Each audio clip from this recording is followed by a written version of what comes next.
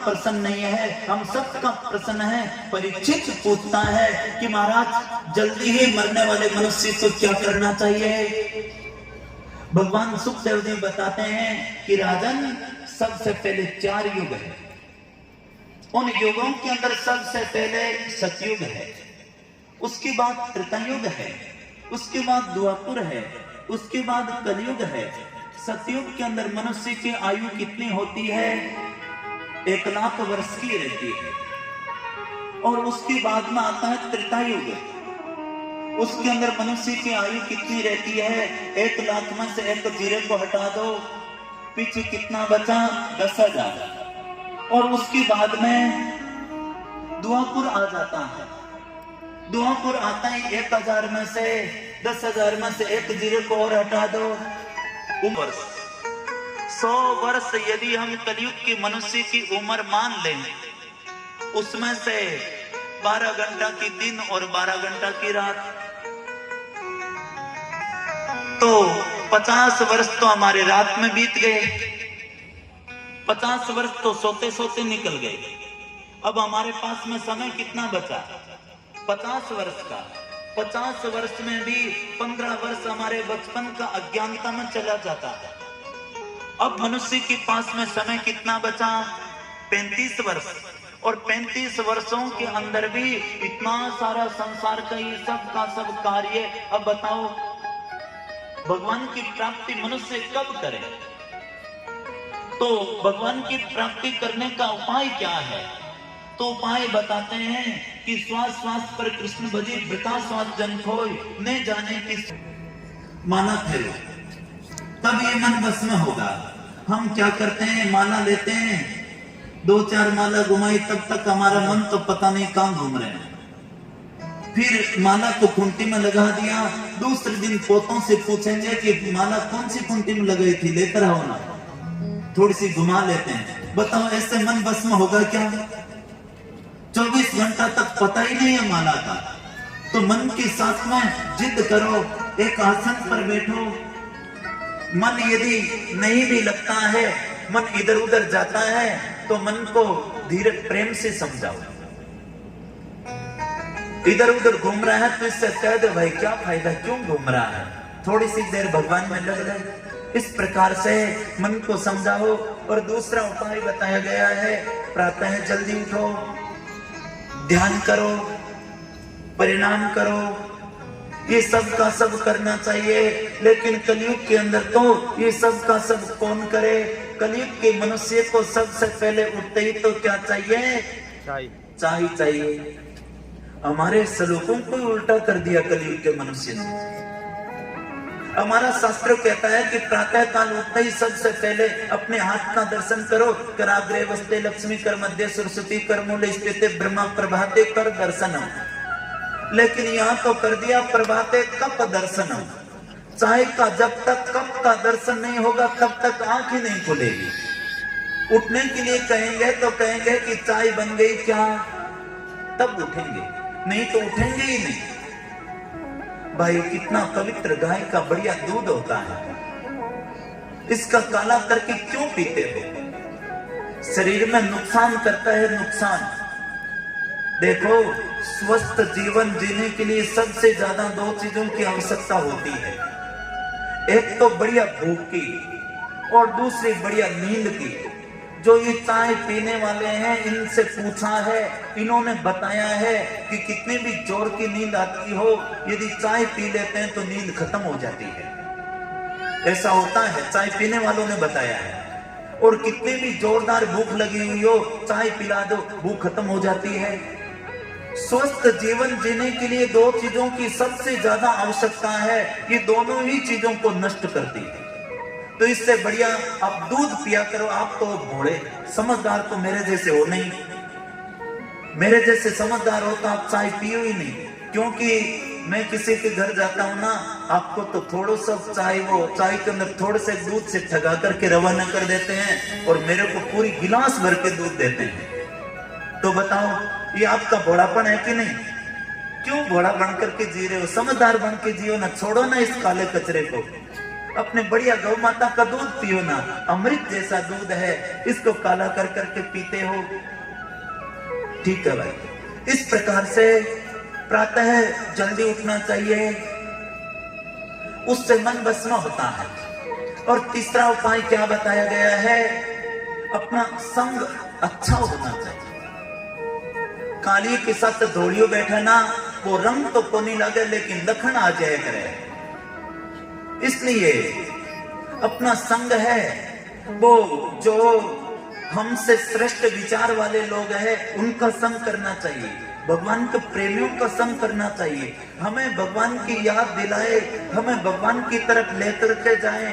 भगवान की जो प्रेमी जन है उनका संग करना चाहिए। ये शराबी है, कबाबी है, इनका संग नहीं करना चाहिए। संग का प्रभाव मन के ऊपर बहुत पड़ता है। महाभारत के अंदर कथा मिलती है, एक मदालसा नाम की माँ जिस राजा के साथ में शादी की, राजा से कह दिया कि महाराज आपके साथ मैं शादी तो कर लूंगी, लेकिन मेरे घर में जो पुत्र होगा उनको मैं कहां भेज रही हूं, क्या कर रही हूं, आप कुछ नहीं कहोगे। ठीक है। जैसे ही उनके घर के अंदर बालक होता, अपने वो लोरियां गाकर के सुनाते हैं ना, वो अलग अलग प्रकार की, लेकिन वो मदालसा मां लोरियां नहीं गाती थी। वो तो बेटा तुम शुद्ध हो, तुम बुद्ध हो, तुम भगवान के अंश हो, तुम भगवान के पुत्र हो। इस प्रकार से बचपन के अंदर ही उनको ऐसा ज्ञान देती, वो बालक बड़े होते ही साधु बन जाते। ऐसे करते करते सबसे छोटा बालक अलर्क रहा। राजा रोने लगे, रानी से कहने लगे कि मैं वृद्ध हो गया हूं, ये शायद लास्टी पुत्र है, इसको तुम साधु बना दोगे, फिर रात काज कौन संभालेगा? रानी ने कहा ठीक है, इस बार इस बालक को मैं मेरा ज्ञान नहीं दूंगी। इस बार जो बालक हुआ उनको वो लोरी नहीं सुनाई। वो बड़ा हुआ थोड़ा सा, राजा और रानी जंगल में जाने के लिए तैयार हुए। वो अलर्ट रोने लगा, माताजी पिताजी आप मुझे छोड़ करके जा रहे हो, घर के अंदर बड़े लोग होते हैं, कोई टेंशन हो, कोई परेशानी हो, घर के अंदर बूढ़े लोग होते हैं, उनके पास में बैठ जाओ, अपनी परेशानी बता दो, वो चिंता फुर। लेकिन घर के अंदर कोई बूढ़े है ही नहीं, बताओ किससे कहोगे? घर भरा हुआ किससे रहता है? बालक और बूढ़ों से रहता है।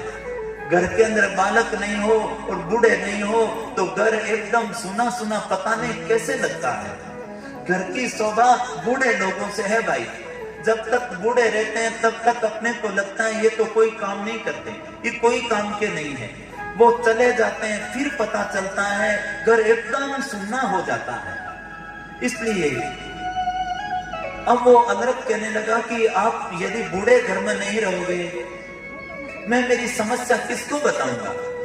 उसी समय माताजी ने एक ताबीज बनाया, उनके गले में पहना दिया। बेटा जब भी तुम्हारे जीवन के अंदर कोई संकट आए, परेशानी आए, इस ताबीज को खोल करके पढ़ लेना, तुम्हारी समस्या खत्म हो जाएगी। ऐसे कह करके राजा रानी तो चले गए।